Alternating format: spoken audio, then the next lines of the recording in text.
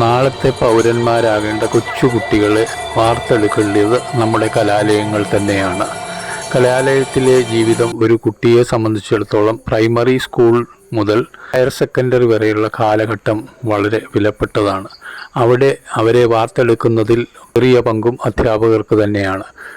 സാംസ്കാരിക രംഗത്ത് അവരുടെ വൈദഗ്ധ്യം തെളിയിക്കാനുള്ള അവസരം കൊടുക്കുകയും അവരെ നല്ല പൗരന്മാരാക്കി അതിലൂടെ വളർത്തിയെടുക്കുകയും ചെയ്യേണ്ട കടമ തീർച്ചയായും അധ്യാപകരുടേതാണ്.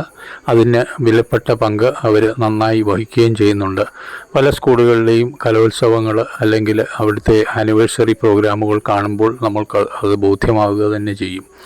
അതുപോലെ തന്നെ കുട്ടികളുടെ മനസ്സിൽ ദേശീയോദ്ഗ്രഥനം, ദേശീയ ബോധം വളർത്തുവാനുള്ള സ്കിറ്റുകൾ, കലാപ്രകടനങ്ങൾ അല്ലെങ്കിൽ നൃത്തരൂപങ്ങൾ അവതരിപ്പിക്കുക, അത് കൊച്ചു കുട്ടികളെ ബോധ്യപ്പെടുത്തി അവരെ അതിൽ ഭാഗഭാക്കാക്കുക എന്നത് സ്കൂളിനെ സംബന്ധിച്ചിടത്തോളം മഹത്തരമായ ഒരു കാര്യമാണ്.